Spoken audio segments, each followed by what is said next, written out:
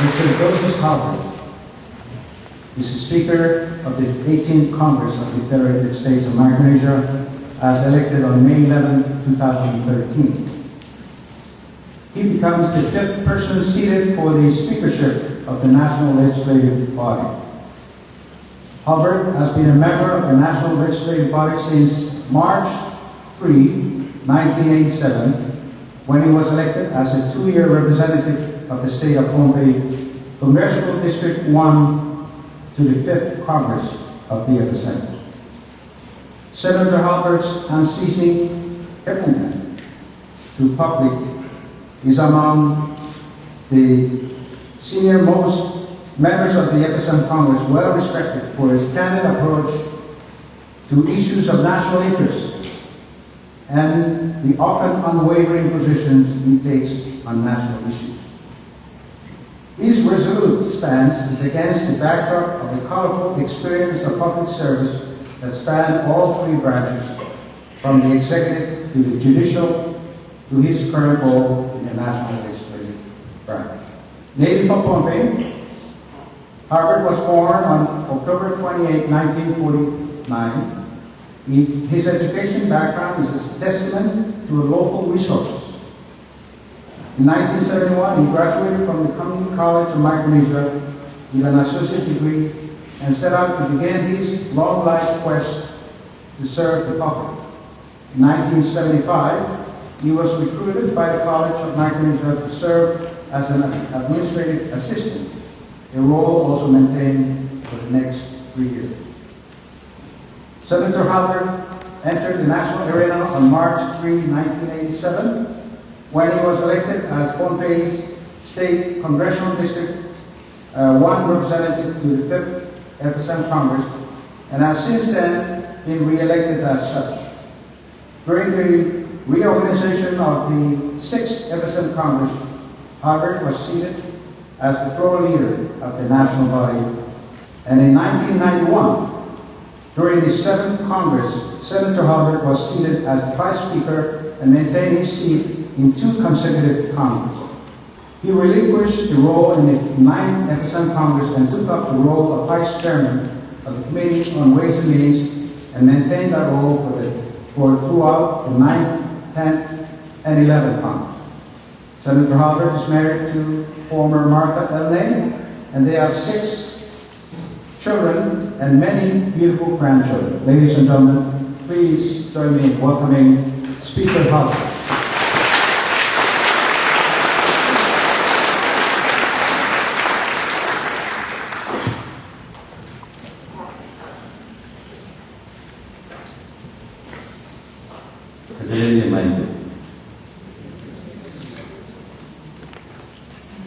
I'd like to be permitted by the group of the speakers.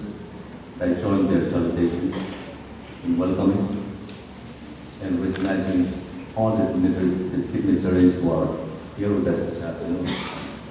I bring greetings from Congress and the staff of Congress. When I received the invitation, I was supposed to be accompanying President to the marshals to attend the forum. I prepared my speech in the form of a letter. Allow me to read this letter to you this afternoon. Dear President of Sion, dear Regents, alumni, ladies and gentlemen, I have been honored to address you today, not as the Speaker of Congress, but as an alumnus. How could I say no? I immediately say to myself, I must comply. Among the many alumni that I represent here today, three of them call me Abba. One will soon call me Grandpa. Over 20 of them call me Uncle. Over 200 of them call me to pay for their tuition.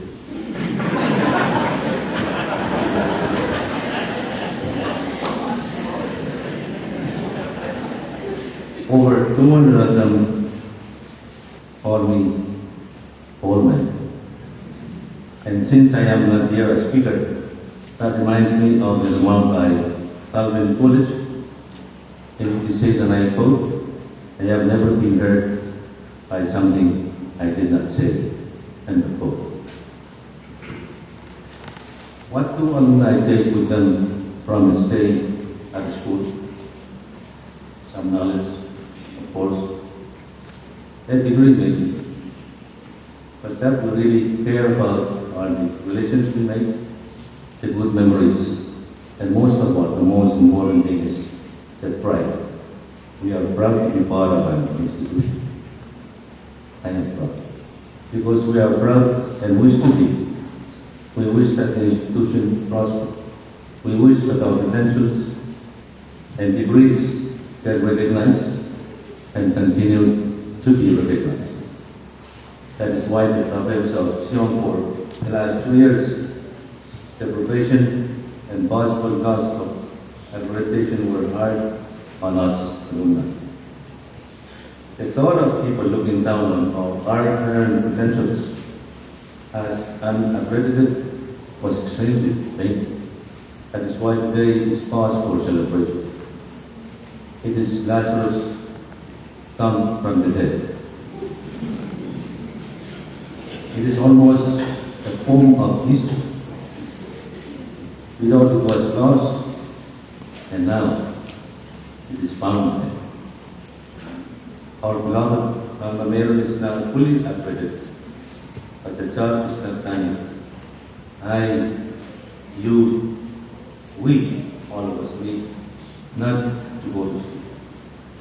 I cannot thank enough the President and the accreditation team.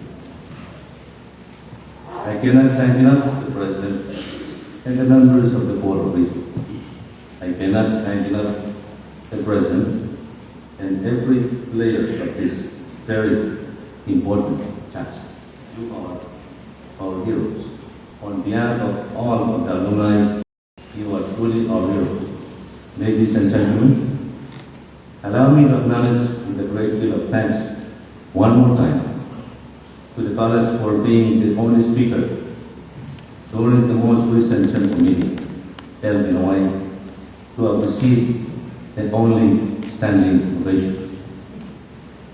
Dr. Dohsis, Dr. Dohsis, Dr. Dohsis.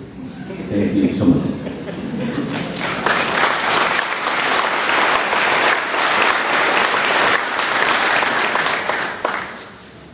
But let us remember that accreditation means that we reach only a minimum standard. We should strive for more. We should try to get better and better. And this I know it requires the whole village, the whole municipality, the whole state, the whole nation to educate our kids. If I may borrow this phrase from the former First Lady, Secretary of State, Hillary Clinton. I am going to tell you the story about the judge. That's this.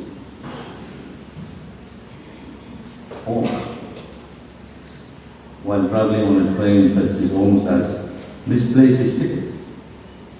Watching him fumbling through his belongings and pockets with growing frustrations, the conductor tried to ease his mind. Don't worry about it, Mr. Holmes. I'm sure you have your ticket somewhere. If you don't find it during this trip, just mail it to the railroad when you reach your destination. Appreciative of the conductor's empathy, yet dismayed at his predicament, he looked the conductor in the eye and responded, "Young man, my problem is not finding my ticket. It is how to keep Dr. Dohsis with the College of my mission for a long, long period of time." The same is true with the current members of the board and everyone else. My biggest problem is premise on the government's inability to make fiscal commitments as recommended by the accreditation team. The conductor once again reminded that Justice Holmes, sometimes silence is golden. Silence based on Chesterton's writing is the unbearable repartee.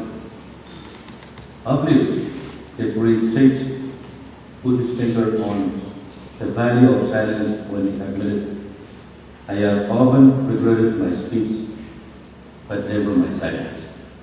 If the great American inventor Thomas Edison was writing this anecdote, he would tell about the time he learned a valuable lesson about silence. When the Western Union Company offered to buy his newly invented ticker, Edison had no idea how much to ask for it. He asked for and was granted 2 days to think about the purchase price. Edison and his wife talked about the offer.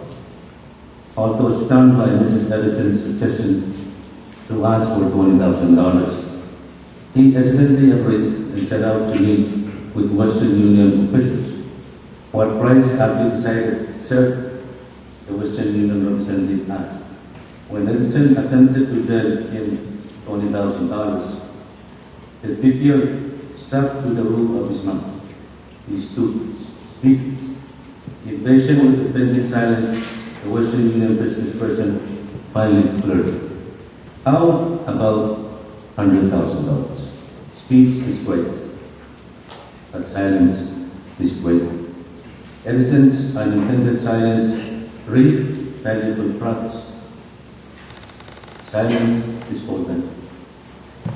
Silence is golden. Silence is golden. You may be both. I will end with this exhortation. Be proud.